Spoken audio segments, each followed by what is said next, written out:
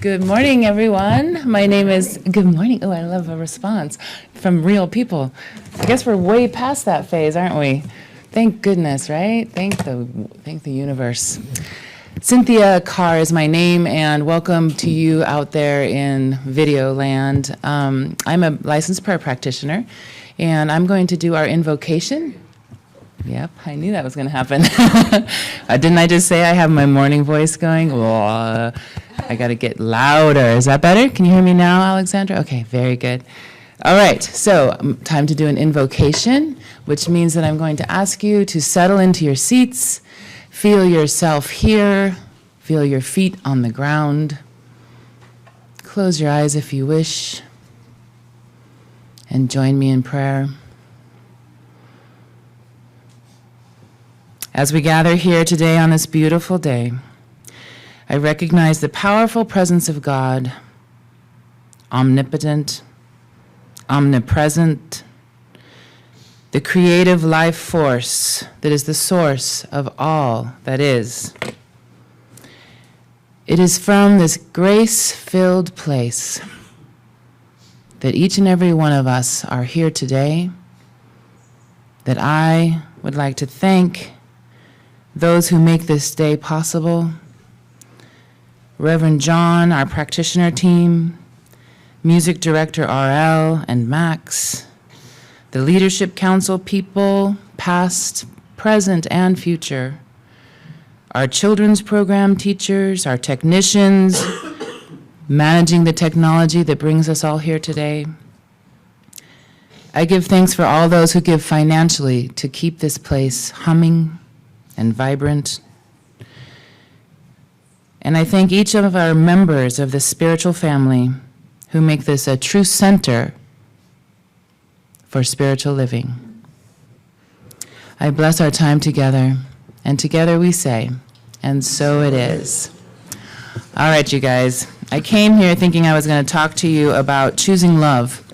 And it's an article about how love is all there is, of course, but also that love is the universal force of all that is, that we call God, that we call divine presence. But I changed my mind. I decided that there's enough of you here that are ready to shed your bark. And this article is called "The Trees Shedding Their Bark." It's about growth. Like a tree, our growth depends on our ability to soften, loosen, and shed defenses that we no longer need. Trees grow up through their branches and down through their roots into the earth. They also grow wider with each passing year. As they do, they shed the bark that served to protect them, but now is no longer big enough to contain them. In the same way, we create boundaries and develop defenses to protect ourselves, and then, at a certain point, we grow out of them. If we don't allow ourselves to shed our protective layer, we can't expand to our full potential. Trees need their protective bark to enable the delicate process of growth and renewal to unfold without threat.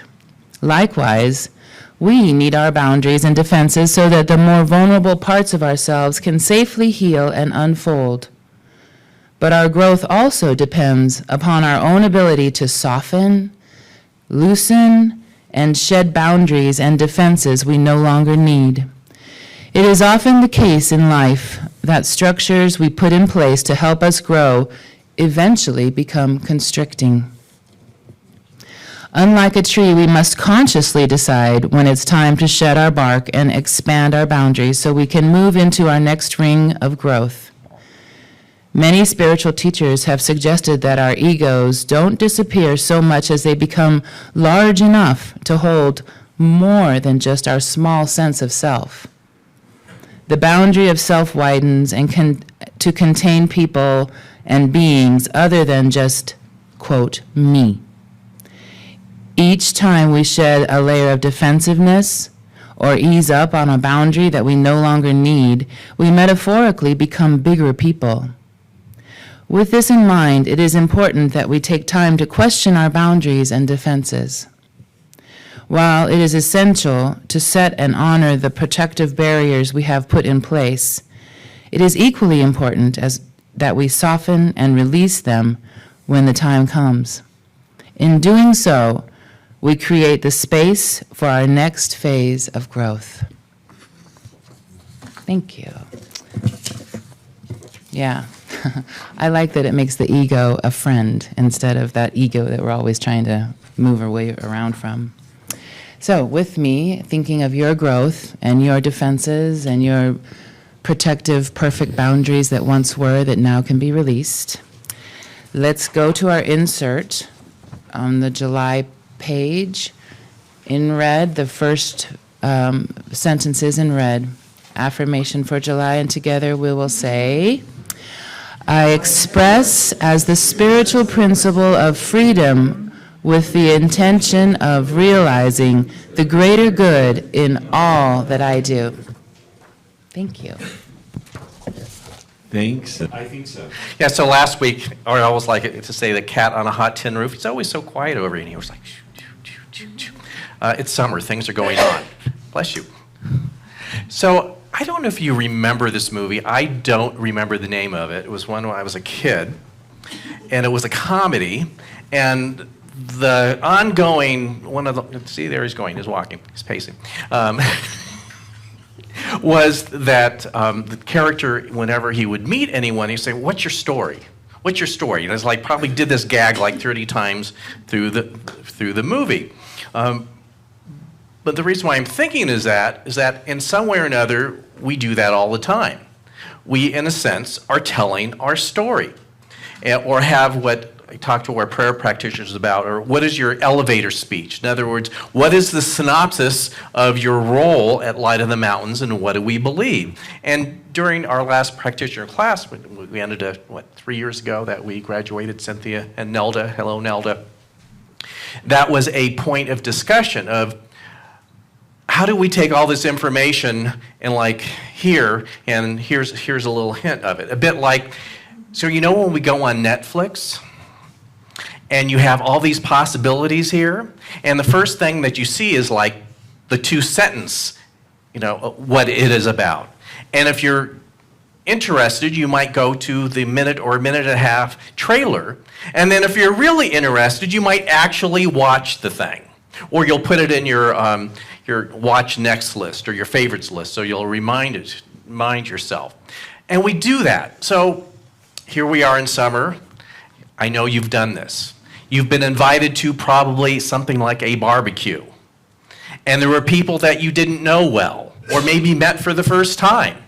And as you introduced yourself, or they cornered you over by the guacamole dip, you told them your first Netflix synopsis, didn't you? You did. We all have done that.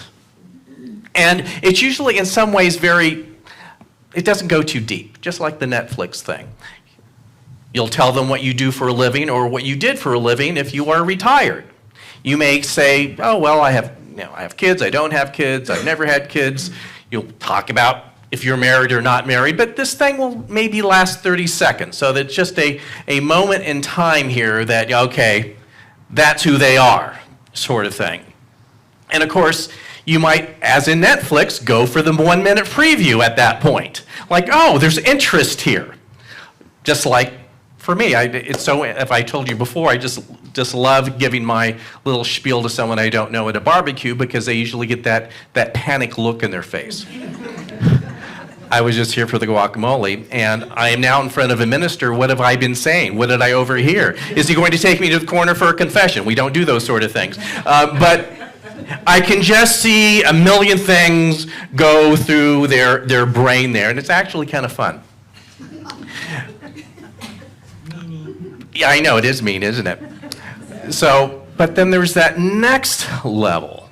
So the interesting thing, again, will people come to see me to talk about their story, let's say. They'll start with the first Netflix introduction, and then my job really is to ask questions that go a little bit deeper. Okay, so you told me what you do for a living or what you did do for a living. So we might talk, was that a good experience? How did that make you feel? I mean, it's spiritual coaching that almost borderlines on therapy at sometimes, but it really is not therapy. And we all do that in a sense, telling our stories. So the question is, what is really at the root of our stories? It's not about just what we have done for a living or do for a living or what we do for hobbies or what do we do in the summer as opposed to winter. The real story is, what do we believe about that? What beliefs about ourselves drive that story? And in a sense, part of our story is, what do we think is possible for us?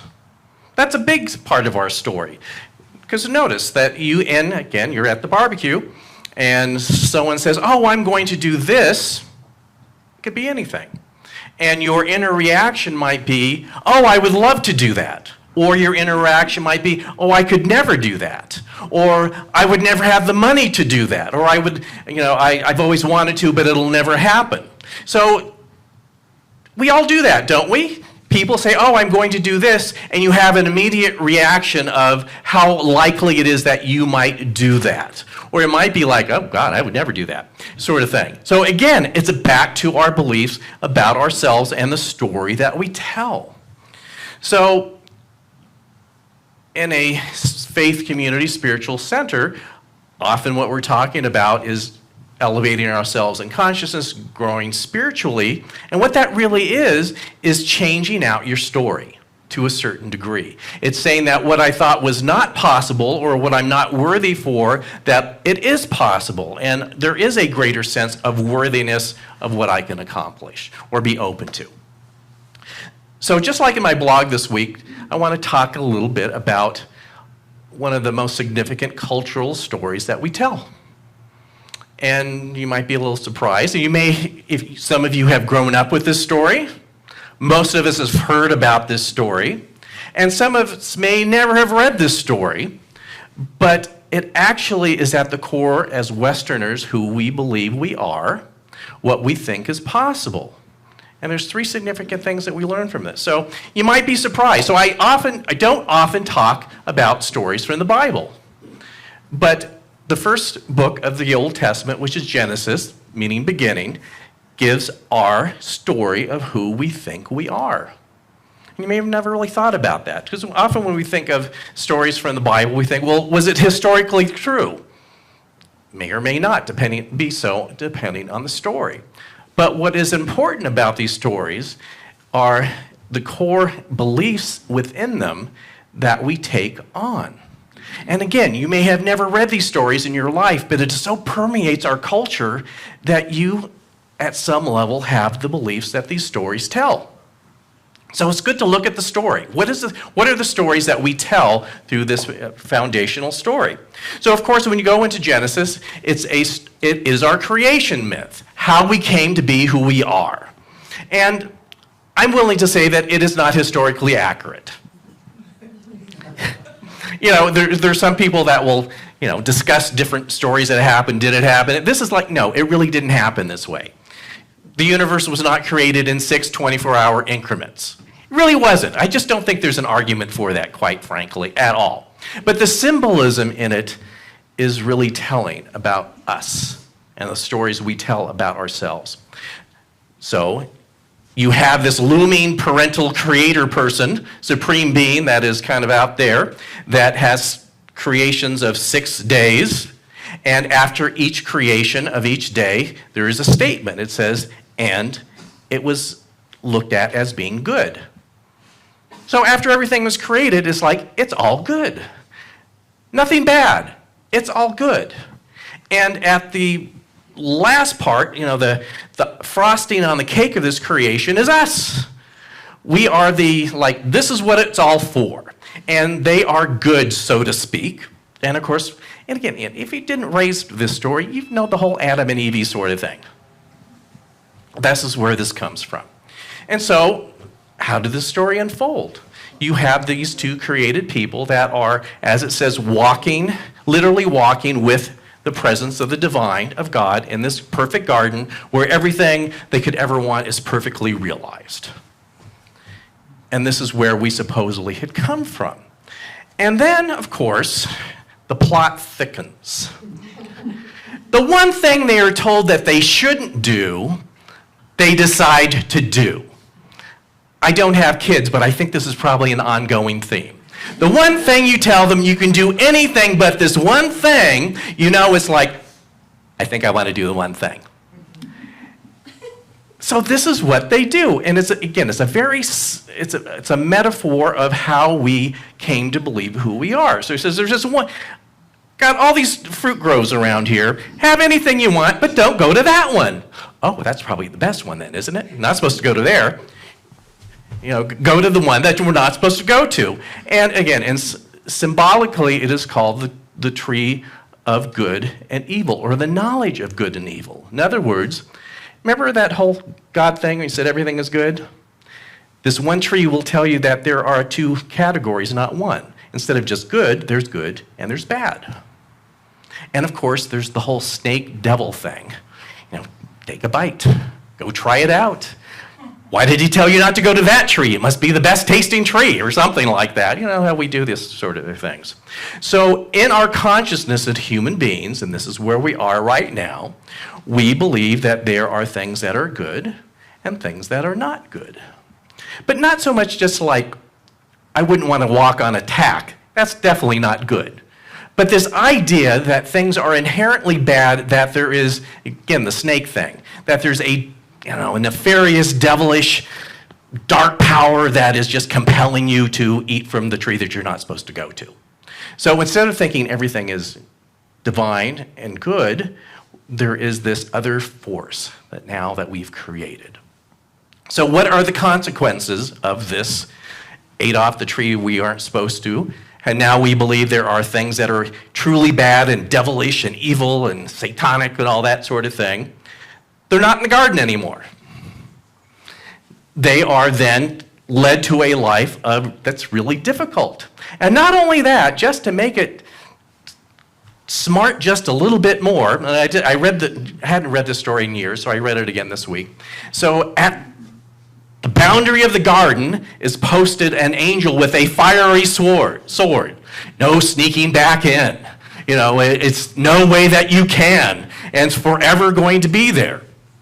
So, what do we believe out of this story? One, that in a sense we are not one with Creator, that it is something separate from us, and we cannot be part of that divine creation of ourselves. We're completely separate. Second thing we get, there is good and bad, and we put people in those categories. And, of course, the third thing is we just don't deserve much of anything here. Look how we messed up. Is it starting to sound a little bit more familiar to how the stories that we take as human beings?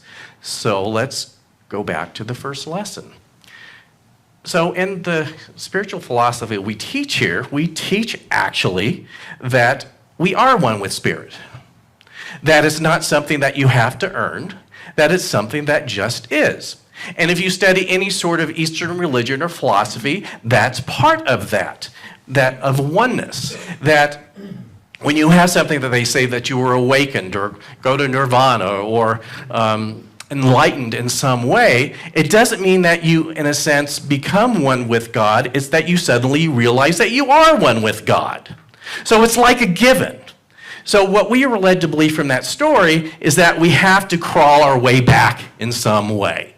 And if you look in a lot of the stories, particularly in the Old Testament, it's all these things around you're still not making it. You're still not there. You need to worship more. You need to do more sacrifices. Build bigger altars. Put more stuff on the altars. And maybe somehow you will figure it out. But they never seem to get there. Even later on in the story of Exodus with Moses, after all that story, which I'm not going to go into, they are going after the promised land. In other words, Garden 2.0. Moses couldn't even get in. It's like, no, you did that one thing a few years ago, so you're not on board from this. It was like, if he can't get in, how, what is there any hope for me, old schlub that I am, with all that I do, that it's never going to happen for me. I'm never going to have a sense of being one with the divine. So again, that's the cultural thing that we carry about with us. So the next thing, again, there's good and supposedly that there is bad. Now, I'm not saying that there aren't certain circumstances that we don't want to experience. In the divine creation of nature, wasp nests have a certain role. I don't want one right there. I really don't. I don't want one in my living room. I don't want one underneath my chair. It's not a good experience. We can only say it's all good and it's all God, but if you sit on the hornet's nest, you're going to doubt that statement. So there are difficult experiences, but again, it's not like this snake in the garden kind of nefarious, evil-y thing that's making the wasp sting you. That's what they do. They have their place in the scheme of things. But when we look at our world today, and how much we separate ourselves. We are so polarized, and this is not a new conversation. And those who don't think like we do are quote unquote bad. And people that think like we do are good. And we talk at each other. And so as long as we have this thing of just by who you are and believe that you are quote unquote bad, there's always going to be that sense of conflict in the world, in ourselves. We're even conflicted within ourselves. Am I this? Am I that? Do I believe this? Do I believe the other? And it just never seems to work out as long as we have those two polarities. Again, I'm not saying that human beings don't do things or that are terrible and even horrific. And we need to rise above ourselves to not do those things. But it's not like the snake in the garden making you do that. In fact, I think it's far scarier. We as human beings in our own free will do those terrible things. So it's not a separate power. So the new story to create is that, well, we created this mess in a sense. There is the presence and the divine of all things. And we have to let it play out and out picture in a different way. And to get a new story. And the third thing, something that is so prevalent in our country is just ideas of self-worth or lack thereof. Back to the garden. I am not deserving to be in the garden anymore. I've done all this, but nothing is good enough to get back. And we play that out in so many different ways. We work so hard to do something or to get something or to be something, and it doesn't seem to work out for whatever reason, because things often don't work out the way that we want them to work out. And sometimes our reaction was, well, I didn't try enough. I'm not quite good enough for that, possibly. I'm not really smart enough, or I didn't go to the right school or have the right job training program or something. And even if we kind of make it, so to speak, their goal, there is part of us that says, do I really belong here?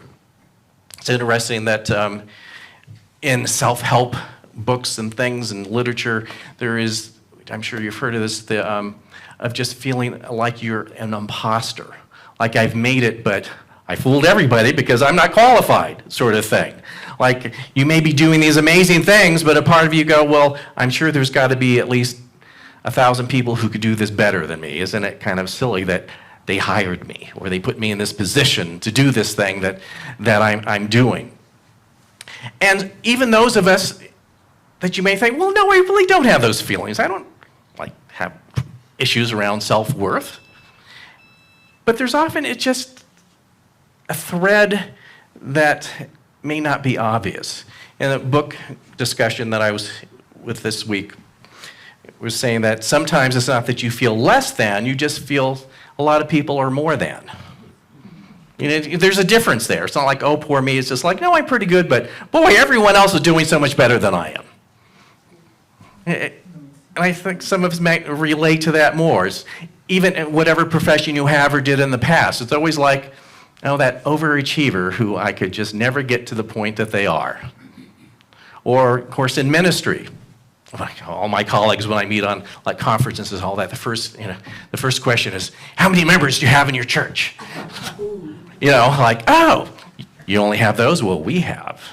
You know, or, you know, some of our members will go visit some amazing place and they're all amazing and they come back, why don't we ever talk about that stuff?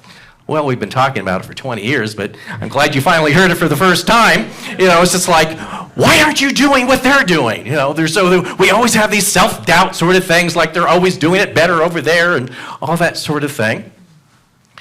So to realize that that's part of our story, and at this point in our history, it might be time for an upgrade.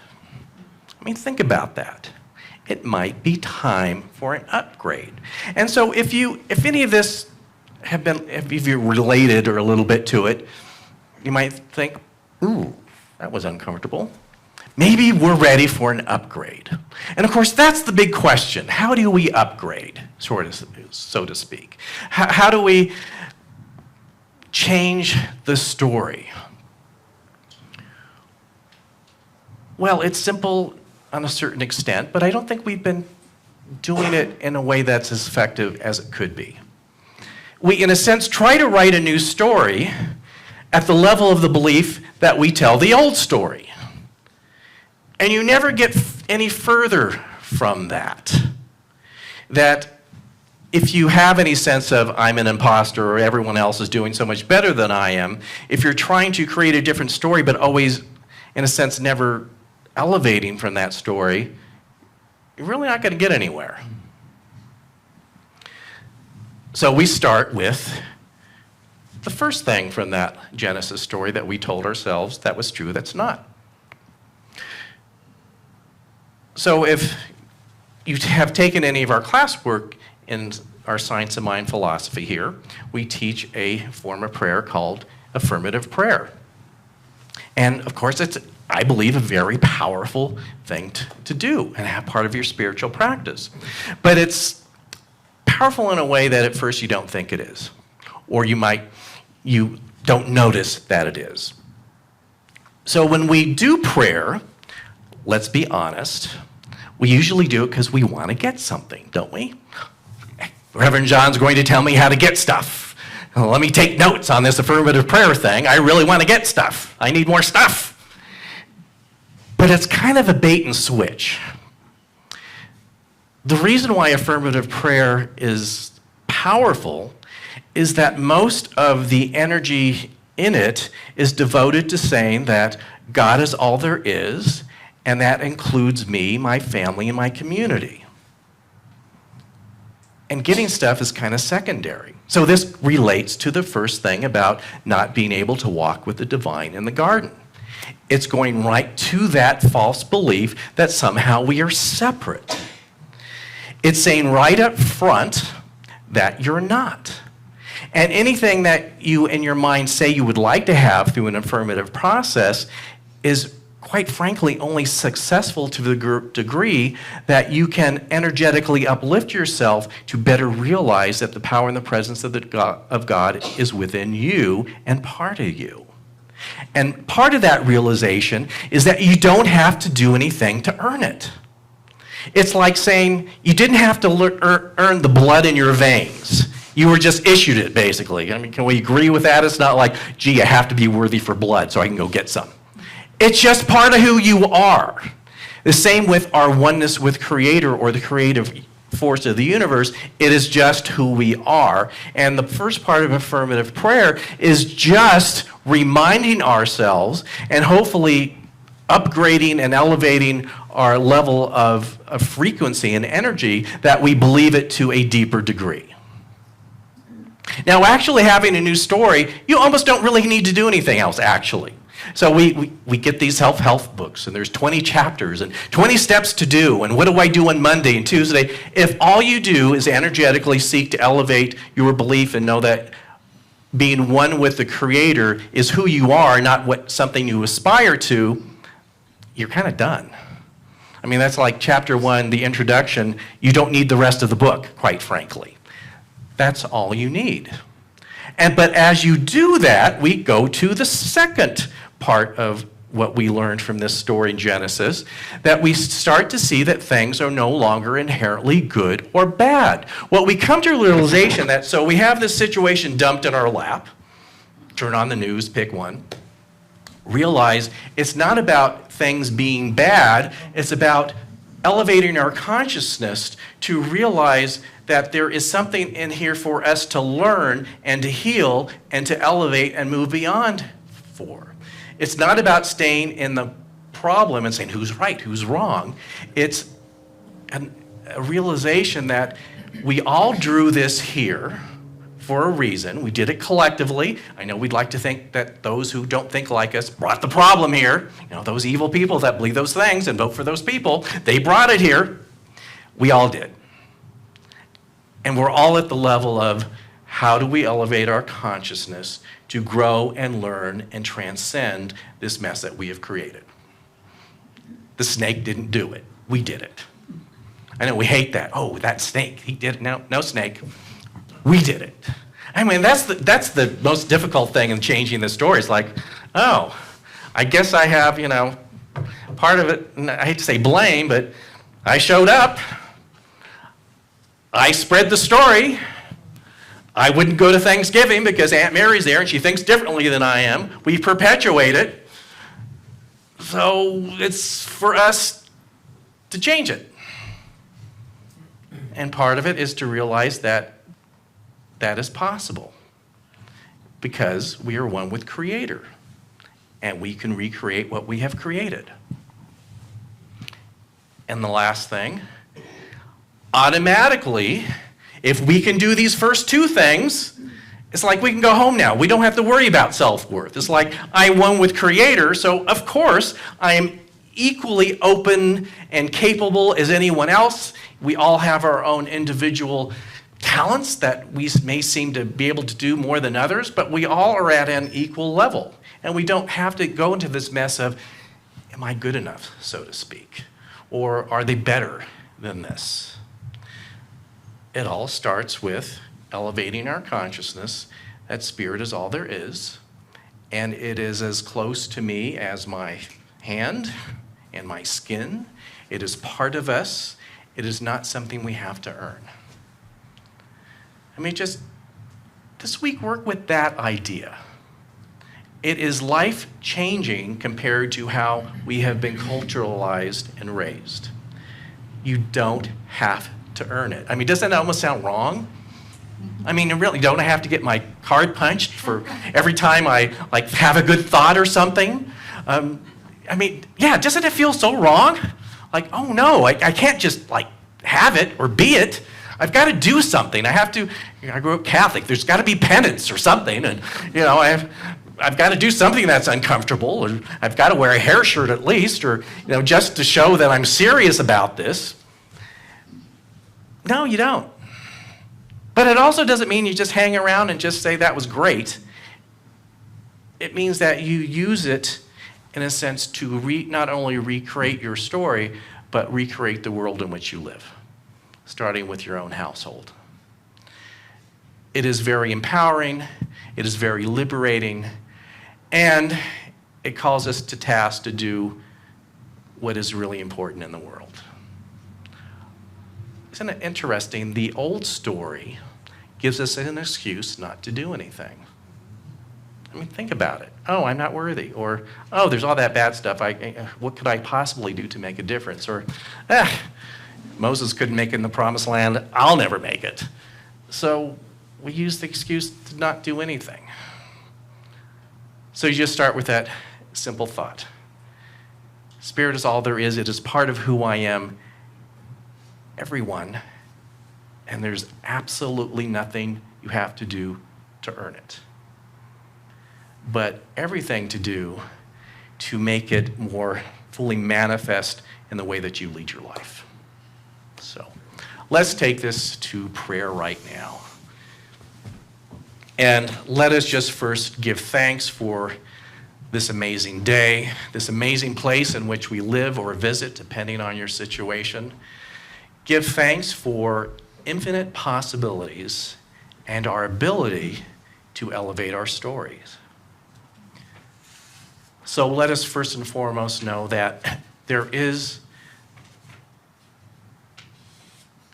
Creator, the divine, the universe, however you would put it in your own verbiage, and it is part of who you are. That each of us are individualized creations, but we are part of the larger creation. And let us know right now, in body, there is absolutely nothing we had to do or have to do in the future to earn or deserve this. It is who we are. And so we allow ourselves right now to speak and experience from a point of great possibility and power. We say yes to this power in ourselves and all things. We no longer see everything that we don't believe in as the adversary. We see things right now as possibilities and lessons, not only that we can learn, but are learning and can't help but learn as we move forward in our lives in the world. And this is our new story. It elevates us to the next level. Healing is inevitable.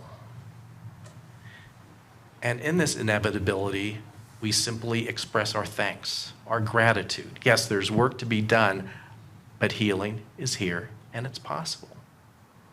And so we take this affirmation, this of knowing what is true, and we just let it go.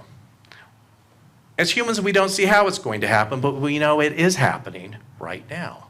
So we let it go. We let it go into the creative mind of the universe, into God and spirit and the divine, because divine right action is happening right now. And we allow ourselves to be part of it. And so it is.